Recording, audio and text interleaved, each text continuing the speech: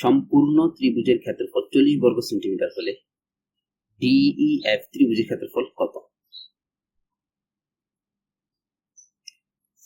কোন ত্রিভুজের যে কোনো দুই বাহুর মধ্যবিন্দু যোগ করলে যে নতুন ত্রিভুজ উৎপন্ন হয় তার ক্ষেত্রফল সম্পূর্ণ ত্রিভুজের ক্ষেত্রফলের 1/4। যেমন এই ত্রিভুজটার ক্ষেত্রফল হচ্ছে 40 বর্গ সেন্টিমিটার সম্পূর্ণ ত্রিভুজের। ডি আর ই হচ্ছে মধ্যবিন্দু। ডিই যোগ করলে যে নতুন ত্রিভুজটা উৎপন্ন হয় এর ক্ষেত্রফল হবে সম্পূর্ণ ত্রিভুজের 1/4, অর্থাৎ এর ক্ষেত্রফল হবে 10। আবার ই মধ্যবিন্দু আর এফ মধ্যবিন্দু যদি যোগ করি তাহলে এই যে নতুন একটা ত্রিভুজ উৎপন্ন হয়েছে এই ত্রিভুজটার ক্ষেত্রফল হবে 10 বর্গ একক।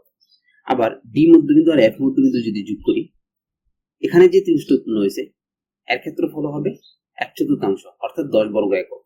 আবার মাঝখানে যে ত্রিভুজটা উৎপন্ন হয়েছে এরও ক্ষেত্রফল হবে 10 বর্গ একক।